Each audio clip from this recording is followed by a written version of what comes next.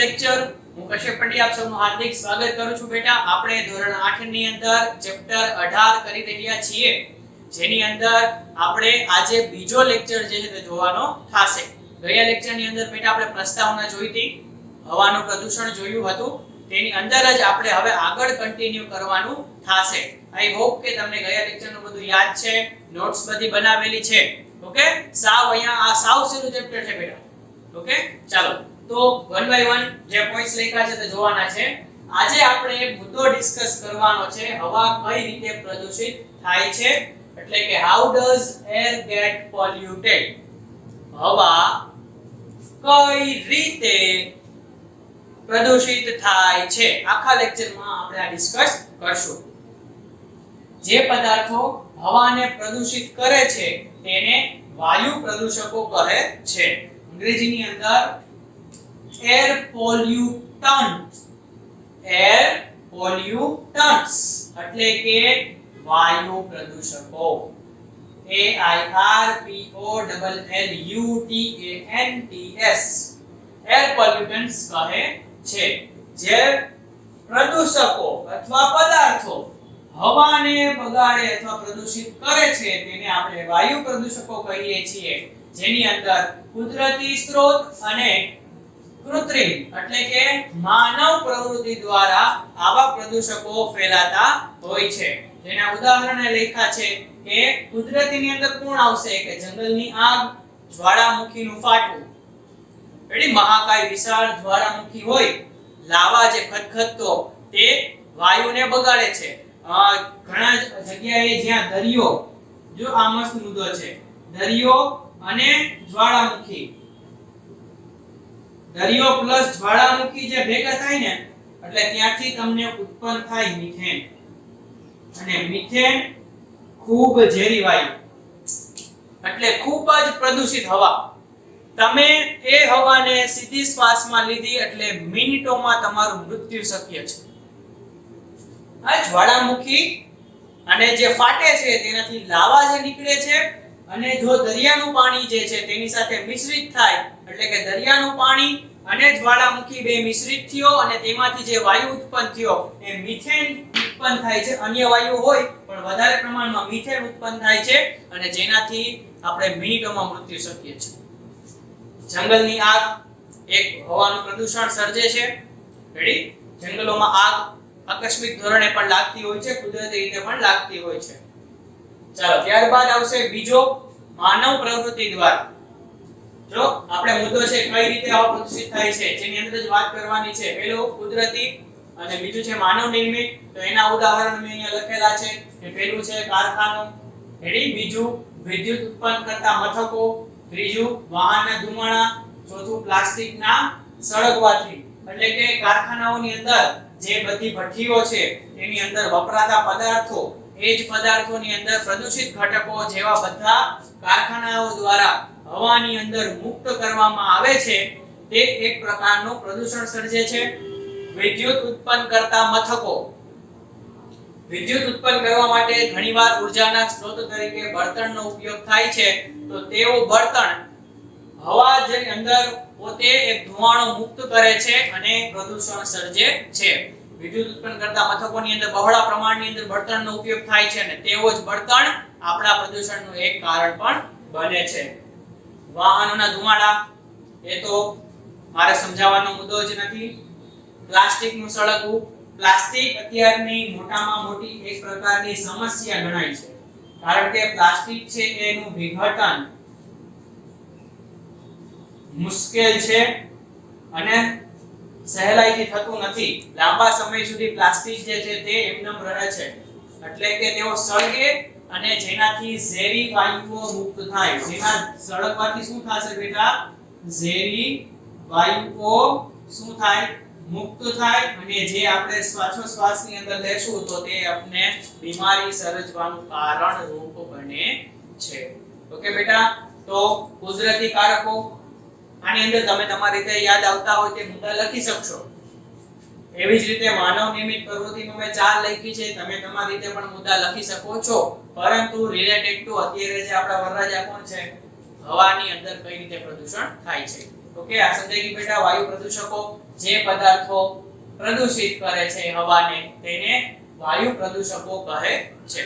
Okay, તો બેટા આટલું લખી લ્યો. હવે ત્યારબાદ નેક્સ્ટ આપણે આગળ જોઈએ છીએ. ચલો બેટા, તો હવે આગળ અભ્યાસ કરીએ તે મુજબ કે હવાના પ્રદૂષણની શ્વાસની ઘણી બીમારી થાય છે. હવાના પ્રદૂષણના લીધે, કારણ કે આપણે જે મનુષ્ય સજીવ બધા પોતાના શ્વાસોશ્વાસની ક્રિયા જે કરતું હોય છે તેમાંથી વાતાવરણનો રહેલો ઓક્સિજન પોતે મેળવે છે, કાર્બન ડાયોક્સાઇડ વાયુ બહાર કાઢે છે. તે દરમિયાન જો હવા જે છે તે સ્વચ્છ ના હોય તો શ્વસનની ઘણી બીમારીઓ થાય છે. વાહનોનું વધુ માત્રામાં મુક્ત થતો, હવે જો બેટા અહીંયા વાહનોમાંથી મુક્ત થતા વાયુઓની વાત છે તો સૌપ્રથમ છે કાર્બન મોનોક્સાઇડ, દ્વિતીય આપ્યો છે કાર્બન ડાયોક્સાઇડ, તૃતીય છે કાર્બન તૃતીય આપ્યો છે nitrogen oxide. Ready, nitrogen oxide અને પછી છે ધુમાડો. આપણે અગાઉ જે મુજબ વાત કરી એ ત્યારબાદ હવે વાહનોની વાત કરવાની છે. ઓકે, ક્લિયર થાય છે કઈ રીતે જે છે હવાની અંદર પ્રદૂષણ થાય છે બેટા તેની વાત છે. કુદરતી સ્ત્રોતો હતા, કૃત્રિમ સ્ત્રોતો હતા, બંને અલગ અલગ પોતપોતાની જગ્યાએ હતા તેની વાત કરી લીધી. હવે વાહનોની વાત આવે છે કારણ કે મેજોરિટી પ્રમાણની અંદર વાહનો જે છે તે પોતાના ધુમાડા મુક્ત કરતા હોય છે અને દિન પ્રતિદિન વાહનોનું પ્રમાણ વધતું જાય છે. એક ઘર હોય તેની અંદર એક કાર હોય અને સ્વતંત્ર પોતાના મોટરસાઇકલ હોય તો વિચાર કરો કે એક ઘર દીઠ વાહનોની સંખ્યા કેટલી થાય. એવું આપણા આસપાસના વિસ્તારની વાત કરીએ, એવું આપણા શહેરની વાત કરીએ, આપણા રાજ્યની વાત કરીએ, અંતે દેશની વાત કરીએ અને પછી આવે આખું વિશ્વ, તો તમે વિચાર કરી શકો કે વાહનોના પ્રમાણની અંદર કેટલું વધારે પ્રમાણ થાય છે અને તેનું જેટલું પ્રમાણ વધવાનું છે આ બધા વાયુઓનું પ્રમાણ એટલું જ વધવાનું છે અને સામે પ્રદૂષણ પણ એટલું વધવાનું છે. ઓકે, તો વાહનોમાંથી જે મુક્ત થાય છે carbon monoxide, carbon dioxide, nitrogen oxide અને તેમાંથી ઉત્પન્ન થતો ધુમાડો. કાર્બન મોનોક્સાઇડ ને બેટા CO વડે દર્શાવાય છે. કાર્બન મોનોક્સાઇડ અતિ ઝેરી વાયુ છે. રેડી, તમારે કેમિસ્ટ્રીની અંદર આવતું હોય કે અથવા આગળના એક પાઠની અંદર તમે જોયું હોય, કાર્બન મોનોક્સાઇડ ખૂબ જ ઝેરી વાયુ છે, યાદ રાખજો. રેડી, જો આ બધા વાયુઓ છે તે ઝેરી વાયુ છે અને તેનાથી શ્વાસની બીમારી સર્જે છે અને આપણા સ્વાસ્થ્યને શું પહોંચાડે છે? હાનિકારકતા પહોંચાડે છે. એટલે કે સર આ બધા વાયુઓ તમે જે લખ્યા છે ને તે બધા ઝેરી વાયુઓ છે અને ઝેરી વાયુ શ્વાસમાં લેવાથી આપણને બીમારી થાય છે અને સ્વાસ્થ્યને શું પહોંચે છે? હાનિ પહોંચે છે. આ બધા એક પ્રકારના પ્રદૂષકો જ છે બેટા. ઓકે, યાદ રાખી લેજો. તો હવે આગળ નેક્સ્ટ આપણે જોઈએ છીએ ધુમ્મસ. રેડી, જેને અંગ્રેજીની અંદર કહેવાય છે સ્મોગ. SMOG, smog. રેડી, યાદ રાખજો. હવે સર તમને એમ થાય કે ધુમ્મસ તો અમે બધે જોઈ છે, પણ તમે નવું શું ભણાવશો? તો હું એમ સમજાવીશ કે ધુમ્મસ કઈ રીતે બનશે, તેની અંદર શું હોય. તો ચાલો જોઈએ. તો પેલું છે ધુમાડો. આની અંદર આ બધા આવી ગયા, એટલે કે ધુમાડો વત્તા અન્ય વાયુ પ્રદૂષકો. આ વાયુ પ્રદૂષકો બધા આવી ગયા, ધુમાડો આવી ગયો અને એન બંનેનું મિશ્રણ અથવા જે ધુમાડો હશે તેની અંદર નાઇટ્રસ ઓક્સાઇડ અથવા આપણે અહીંયા નાઇટ્રસ ની બદલે શું લખશું? નાઇટ્રોજન. જો આ લખ્યું છે. રેડી, એટલે કે જો અહીં નાઇટ્રોજન લખું છું. નાઇટ્રોજન ઓક્સાઇડ જે ધુમાડાની અંદર રહેલો છે. રેડી, ખાસ સમજજો. અને ઝાકળ. હવે તમને એમ કે સર ઝાકળ કઈ રીતે હશે? ઝાકળ તમને ખબર છે? જો હું અહીં લખું છું, બરાબર, ઝાકળ વિશે લખું છું, તમે તમારી બુકમાં લખજો કે સર શિયાળાની વાત કરીએ ને તો સર શિયાળાની અંદર અમે ઝાકળ જોઈ છે. શિયાળામાં વધુ થાય, સવારના પ્રાતઃકાળની અંદર તો બહુ વધારે થાય. તો સર શિયાળાની અંદર કે જે હવા હશે, હવા તેની અંદર શું હશે? ભેજ હશે, ભેજવાળી હવા.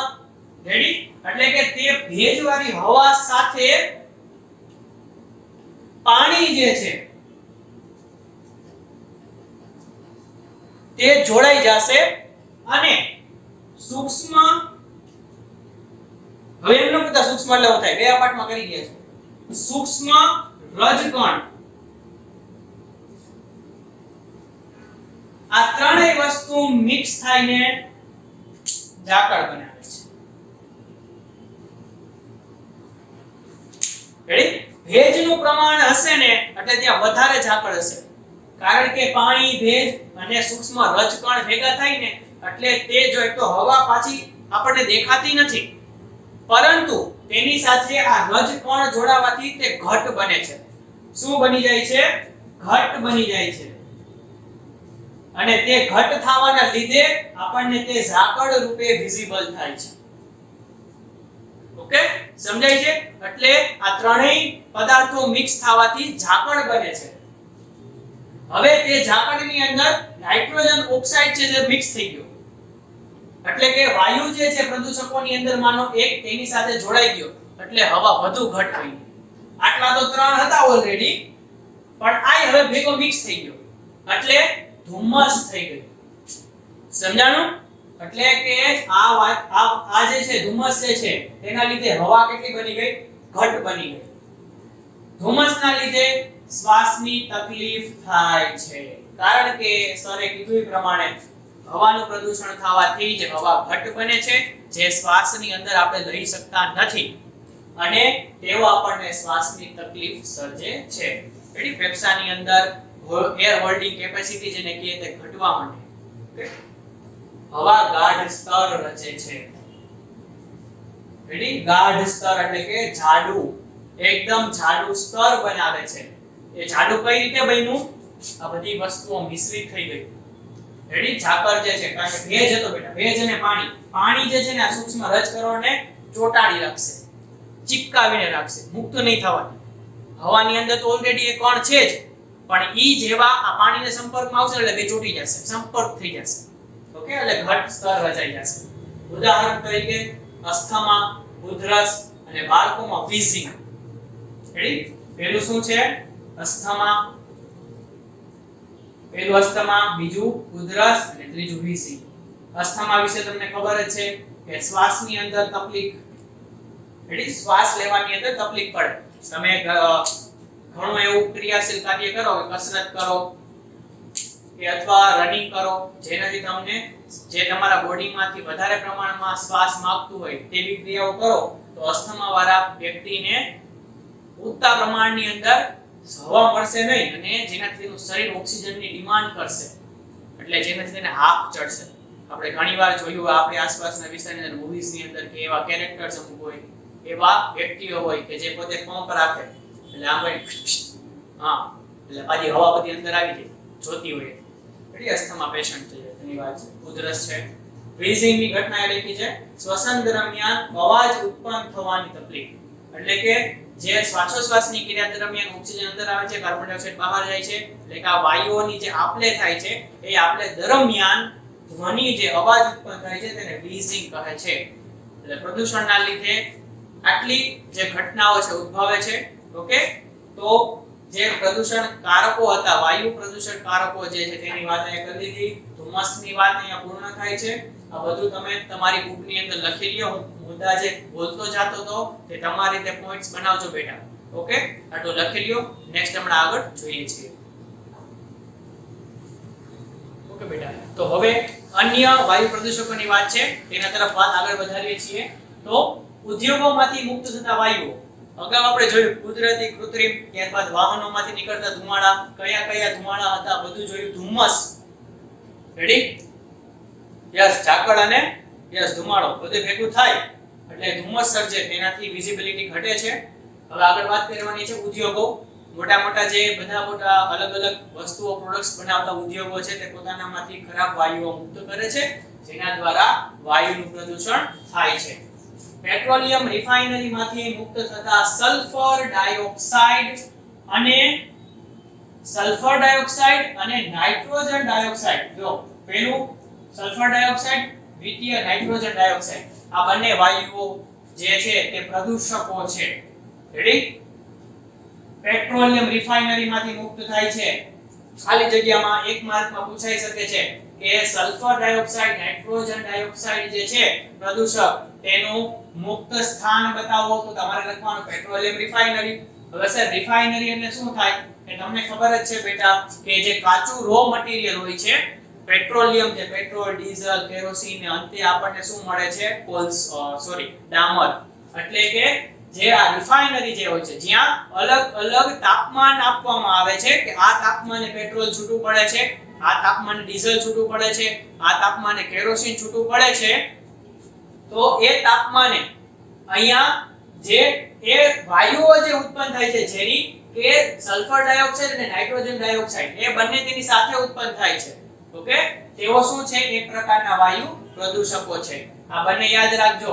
નાઇટ્રોજન ડાયોક્સાઇડ એટલે કે NO2, નાઇટ્રોજન એટલે N, ડાયોક્સાઇડ, ડાય એટલે બે અને ઓક્સાઇડ એટલે ઓક્સિજન, સિમ્પલ. એવી રીતે સલ્ફર ડાયોક્સાઇડ SO2. રેડી? યાદ રાખજો, તમને માહિતી માટે લખી દીધું છે.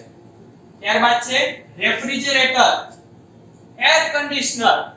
એર કન્ડિશનર ન સમજાણું? AC. હા, રેફ્રિજરેટર, ફ્રીજ, જેને આપણે ફ્રીજ કહીએ એને રેફ્રિજરેટર કહેવાય. તેમાં જે વપરાય છે, કોણ વપરાય છે?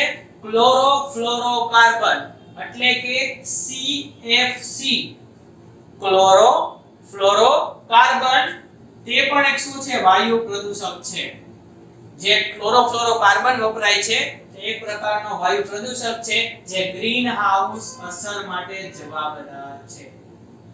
કઈ અસર બેટા? ગ્રીન હાઉસ અસર. એ હમણાં આપણે આગળ ગ્રીન હાઉસ અસર વિશે અભ્યાસ કરવાનો જ છે, પણ તમે અગાઉ ધોરણમાં માહિતી મેળવી લીધી ગઈ કે ક્લોરોફ્લોરોકાર્બન છે એ ઓઝોનના જે સ્તર છે તેને નુકસાન પહોંચાડે છે. હવે ઓઝોનનું સ્તર શું કરે છે? સૂર્યના પારજાંબલી કિરણોને તેની જે ઇન્ટેન્સિટી હોય છે તેને ઓછી કરે છે. રેડી? અને આપણી જરૂરિયાતને મુજબ જ આપણને પ્રકાશ પ્રોવાઈડ કરે છે. પરંતુ આ ભાઈના લીધે ઓઝોનનું સ્તર જે છે તે નુકસાન પહોંચાડે છે. એટલે જે સૂર્યના કિરણો ભટકાઈને પાછા વળવા જોઈએ તેના બદલે તે પૃથ્વીમાં જ રહે છે. તેના લીધે પૃથ્વીનું સરેરાશ તાપમાન જે શું થાય છે? વધે છે. પૃથ્વીનું તાપમાન વધે છે. એટલે જ આ વાયુ ખૂબ જ નુકસાનકારક છે. સમજાઈ ગયું બેટા? જા ખાસ મુદ્દો સ્ટાર કરું છું કારણ કે આ વાયુ બહુ પરીક્ષા માટે બહુ પૂછાય છે કે આ પ્રદૂષક વિશે સમજાવો, એટલે કે ક્લોરોફ્લોરોકાર્બન વિશે સમજાવો. આગળના ધોરણમાં પણ આના વિશે થોડોક અભ્યાસ તમારે ચોક્કસ કરવાનો થશે. ઉપરાંત પેટ્રોલ ડીઝલના બળતણથી સૂક્ષ્મ વાયુ પ્રદૂષકો શું થાય છે? મુક્ત થાય છે. જો અહીંયા પેટ્રોલ ડીઝલ છૂટું પડતું ત્યારની વાત છે, અહીંયા બળતણની વાત છે, એટલે કે આપણી ગાડીઓ. રેડી? કારણ કે વધારે એમાં જ વપરાય છે. પેટ્રોલ થી ડીઝલ થી ચાલતા એન્જિન છે, રેડી? તેની વાત કરવાની છે. તેના બળતણથી, બરોબર, બળતણ તરીકે તેનો ઉપયોગ કરવાથી ઘણા વાયુ પ્રદૂષકો મુક્ત થાય છે. તેઓ હવામાં લાંબા સમય સુધી રહે છે. હવે જો મુક્ત થતી હતી એ વાત અલગ છે અને લાંબા સમય સુધી રહે છે. હવે આ બે મુદ્દા ભેગા થાય તો શું થાય? પ્રદૂષણમાં વધારો થાય, જેનાથી આપણી દ્રશ્યતા, વિઝિબિલિટી શું થાય? ઘટે છે. કારણ કે હવાની અંદર વાહનો દ્વારા જે આ પ્રદૂષણો બધાય જે છે કરનારા એ બધા ઘટકો મિક્સ થશે, એનાથી તેઓ આપણી જે દ્રશ્યતા છે તેને ઘટાડશે. અને ઉપરાંતની બાબત તો અગત્યની શું બતાવી છે મેં કે તેઓ લાંબા સમય સુધી હવાની અંદર રહે છે, તેઓ નાશ પામતા નથી, જેના લીધે આપણને આ બધા વાયુ પ્રદૂષકો નુકસાન પહોંચાડે છે. આપણે અગાઉ જોયું કે અમુકથી આપણને શ્વાસોશ્વાસની બીમારી થતી હતી, અમુકથી આપણી દ્રશ્યતા ઘટતી હતી.